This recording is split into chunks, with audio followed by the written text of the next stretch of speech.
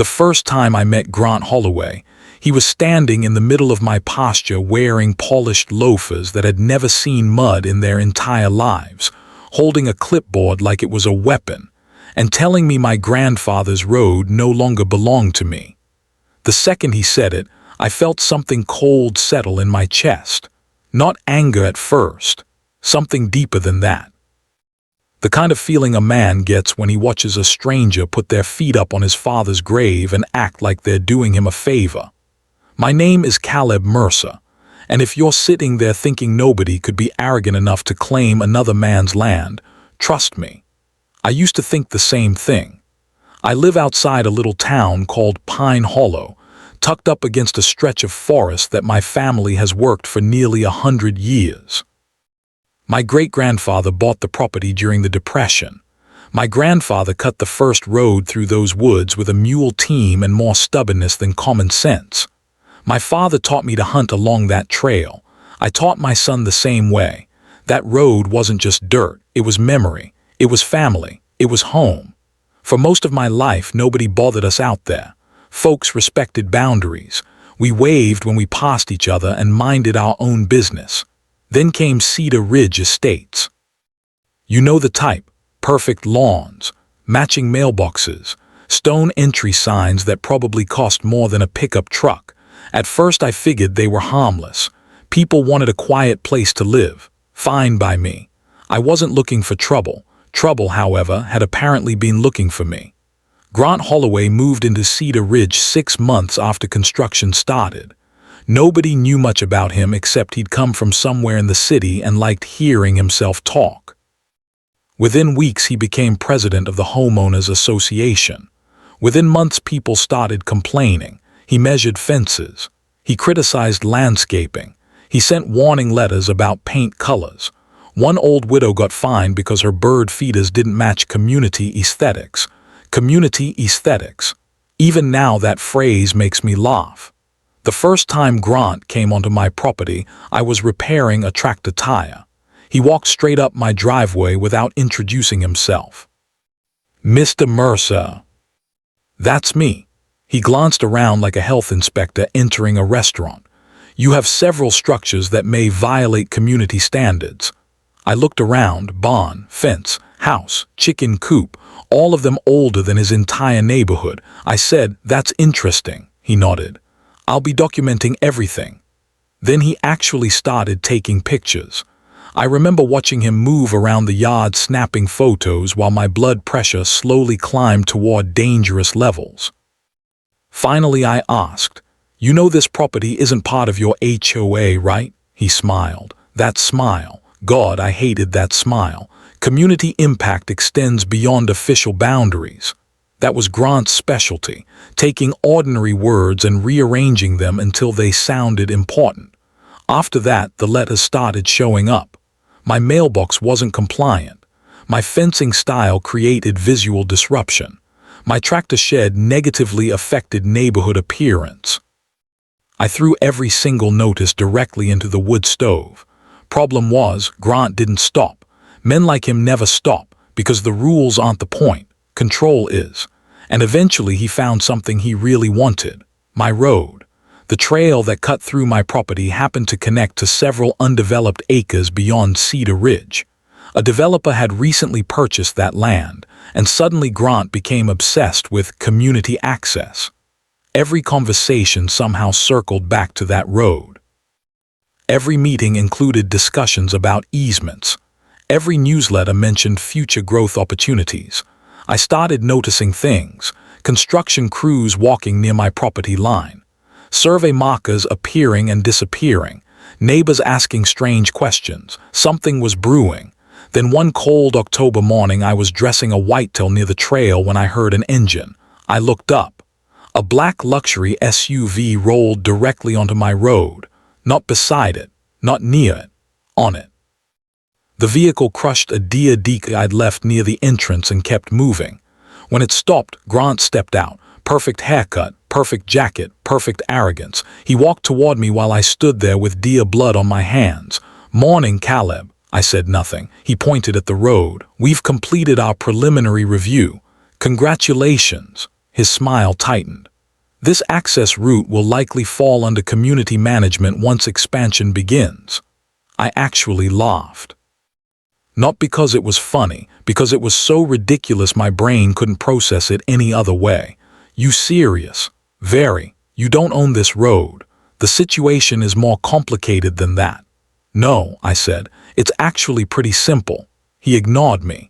People like Grant always ignore facts when facts get in the way. He started explaining future development plans and access corridors and neighborhood integration. The entire time I just stared at him. Then I looked down at the tire tracks crossing my family's road, the same road my grandfather built, the same road my father protected, the same road my son would inherit someday. Something changed inside me right then. Not rage, not yet, just certainty. Grant wasn't going to stop, not unless somebody stopped him first. He climbed back into his SUV and drove away like he'd already won. I watched the dust settle, listened to the woods grow quiet again. And for the first time, I realized this wasn't a disagreement. It was a war. The only problem was, Grant Holloway had absolutely no idea who he'd picked a fight with. For the next couple of weeks, I tried doing what every sensible man tells himself to do when dealing with an idiot drunk on authority. Ignore him. Go about your life. Don't feed the fire. Turns out that's excellent advice. Unless the other person is determined to burn your house down. Grant started showing up everywhere. Not physically at first, just little reminders, letters, warnings, emails from the HOA somehow finding their way into my inbox despite the fact I wasn't even a member.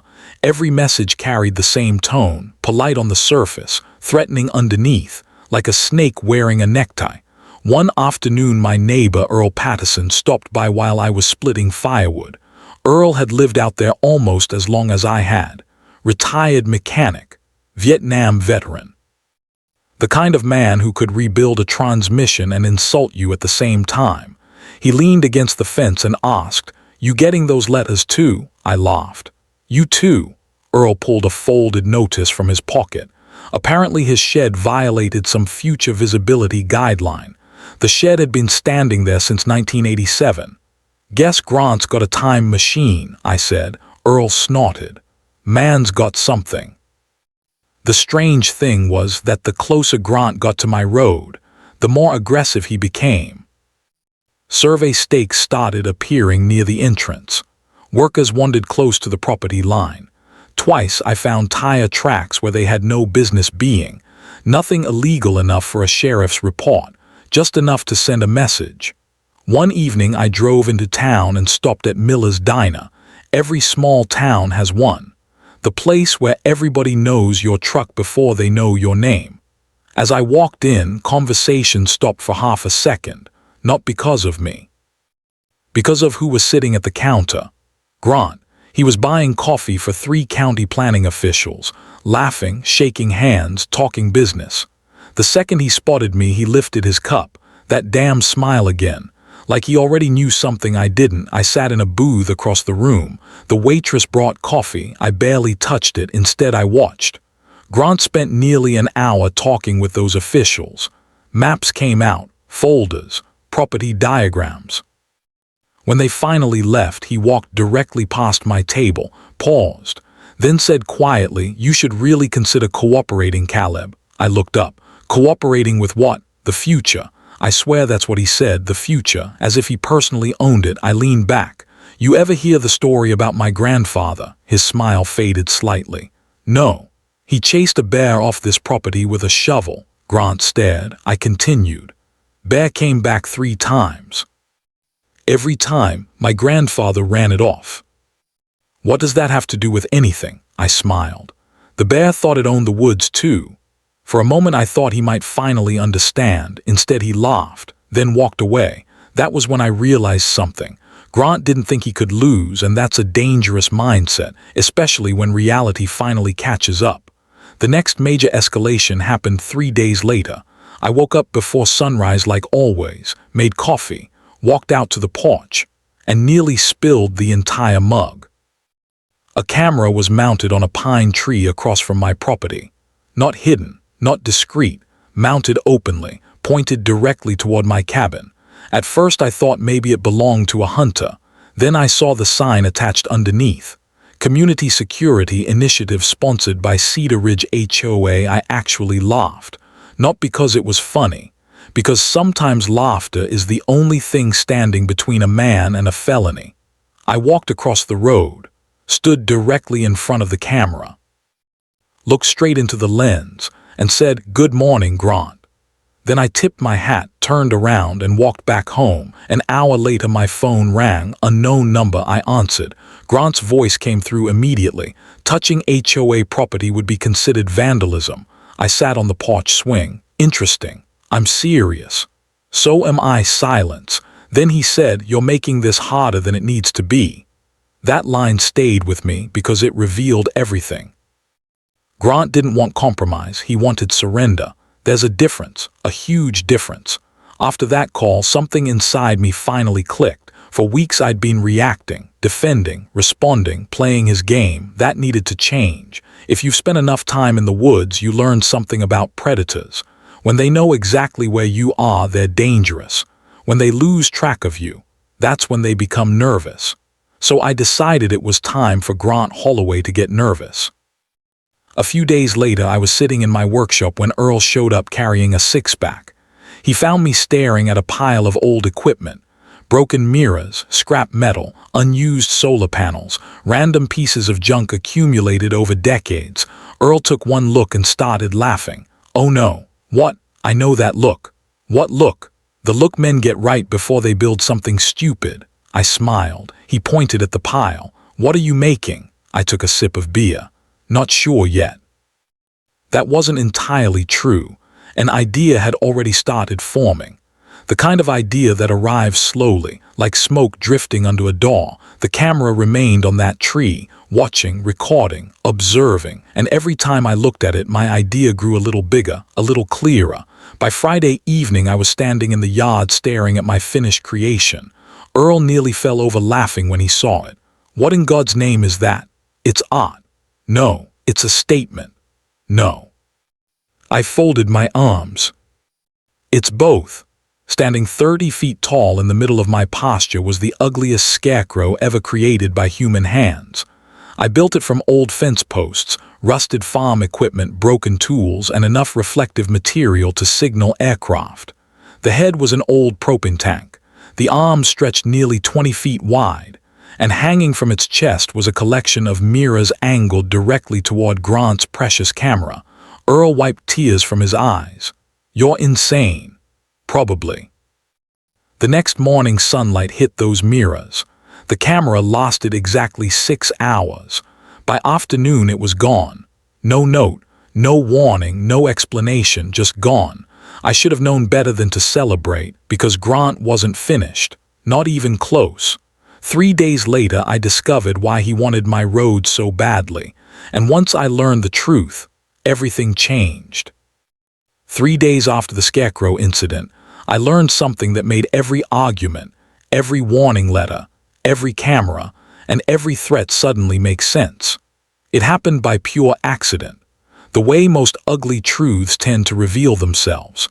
I was repairing a section of fence along my northern boundary when I noticed 2 pickup trucks parked deep in the woods beyond my property line. That wasn't unusual by itself. Hunters wandered through those areas all the time. What was unusual was the equipment. Survey gear, large equipment. The kind developers use before they start moving dirt. I watched for nearly 20 minutes. The men weren't studying Cedar Ridge. They weren't looking at future homes. They weren't measuring neighborhood property. They were measuring my road. Every single marker pointed toward my road. That night I pulled out old county maps that had belonged to my father. Most people would have called a lawyer. I called my cousin Ben. Ben worked at the county records office. He answered on the 3rd ring. "What's up, Caleb? I need a favor. Legal favor or family favor? Both." There was a long pause. "Those are usually expensive." I laughed. "Buy you a steak dinner. Now we're talking." The next afternoon, Ben drove out carrying a folder thick enough to stop a bullet. We sat on the porch while he spread documents across the table. Then he pointed at a highlighted section. There's your problem. I leaned forward. What am I looking at? A proposed development project. Okay, he tapped the map. Guess what road they're planning to use for access? I already knew, my stomach sank anyway. My road, your road. For a few seconds neither of us spoke. The forest rustled around us. Wind moved through the pines. Somewhere off in the distance a crow called. Then Ben quietly added something worse. The developer already spent money. How much? A lot. How much is a lot? Ben looked uncomfortable. Enough that if your road remains private, the entire project becomes dramatically more expensive. Everything clicked, every single piece. Grant wasn't fighting over principles. He wasn't fighting over neighborhood safety. He wasn't fighting over community access. He was fighting over money, huge money. If he could somehow gain access to my road, developers would save millions. And suddenly I understood why he'd become obsessed, why he'd risk lawsuits, why he'd crossed property lines, why he acted like a man desperate to win. Because somebody was standing behind him, somebody with deeper pockets. That realization changed everything. Up until then, I'd been fighting an arrogant HOA president. Now I was fighting something bigger. The next week became a blur. Grant pushed harder than ever. Emergency meetings, special notices, community updates. He flooded Cedar Ridge with warnings about future transportation needs and public safety concerns. The language sounded official. Responsible, reasonable, but underneath all that polished wording sat the same goal: take my road. I started talking to people, actual homeowners, not board members, not grants in a circle, regular folks. The more conversations I had, the stranger things became. Most of them had no idea what was happening. Many assumed the road already belonged to the county. Several believed Grant was simply handling maintenance issues. Nobody knew the full story, which meant Grant was hiding it. And people who hide things rarely enjoy sunlight. Then came the announcement, an emergency community meeting, attendance strongly encouraged, future infrastructure vote. I remember reading the notice twice, then smiling, because for the first time since all this started, Grant had made a mistake. He wanted a public vote. Public votes require the public. And the public tends to react badly when they discover they've been lied to. The meeting took place on a Thursday evening. The Cedar Ridge clubhouse was packed. Every chair filled, people standing along walls, families whispering, neighbors gossiping. The atmosphere felt strange, like everybody sensed something important was about to happen. Grant stood at the podium wearing a navy blazer and the confidence of a man who believed the ending had already been written. He launched into his presentation. Charts, maps, statistics, future growth, community opportunities. The entire performance was polished, professional, convincing, almost impressive, almost. Then he finally arrived at the main point, the proposal, the road, my road. He described it as a strategic transportation corridor. I nearly laughed out loud. My grandfather would have thrown a boot at him. Grant concluded his speech and smiled. As you can see, this proposal benefits everyone. A few people nodded. Others looked uncertain. Then he said the words he'd probably rehearsed 100 times. If there are no objections, we'll proceed with the vote. I stood up. The room went silent. Grant looked directly at me. For the first time in months, he wasn't smiling. Mr. Mercer, I tipped my hat. Grant, a few people chuckled. The tension was thick enough to cut with a knife. I walked slowly toward the front of the room. No notes, no speech, just the truth. When I reached the podium, I turned toward the crowd. Then I held up one document. Anybody here know how much money this project saves developers if they get access to my road? Silence. Grant's jaw tightened. I continued. Because according to county records, it's several $1 million. Murmurs spread through the room. I held up another document. Anybody know that's the real reason this proposal exists? More murmurs, more whispers. Grant stepped forward. This is misleading. I ignored him. Because men like Grant survive by controlling conversations. The second you stop letting them control the conversation, they start unraveling.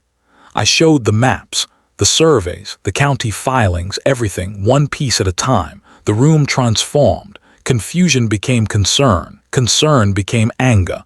Anger became outrage. People weren't upset about my road. They were upset about being manipulated. Nobody likes feeling used, especially homeowners who bought into a community expecting honesty. Finally, a woman in the back stood up. "Grant, is this true?" He tried answering.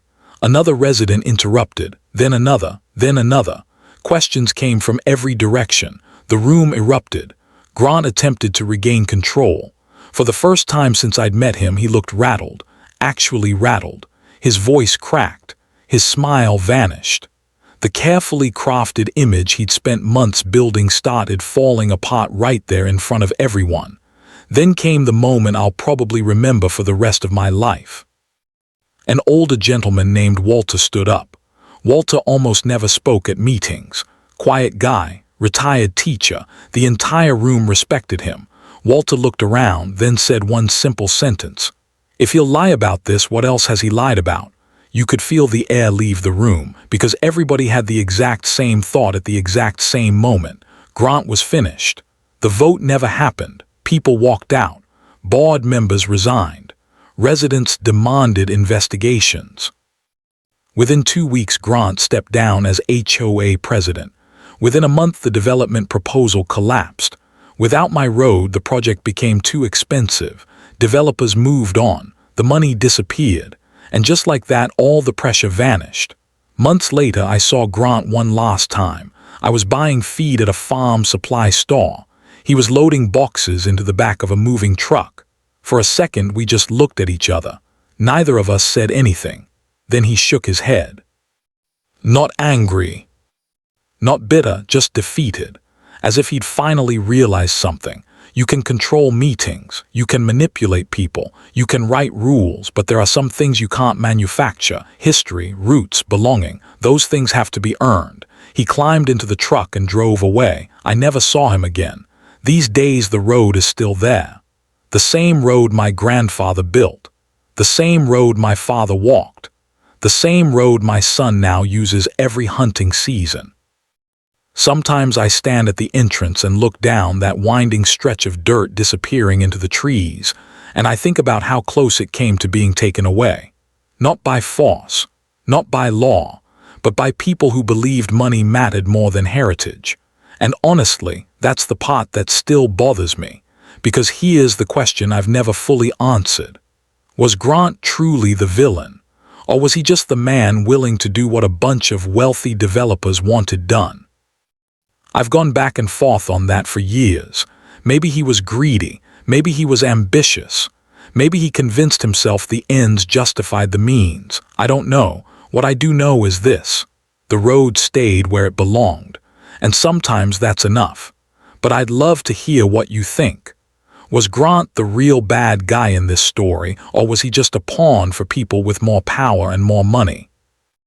Drop your opinion in the comments, because I guarantee this is one of those arguments where reasonable people can end up on completely different sides. And if you've ever had a neighbor, an HOA, or someone in authority try to push you off something you loved, share your story too. Don't forget to like, subscribe, and I'll see you in the next one.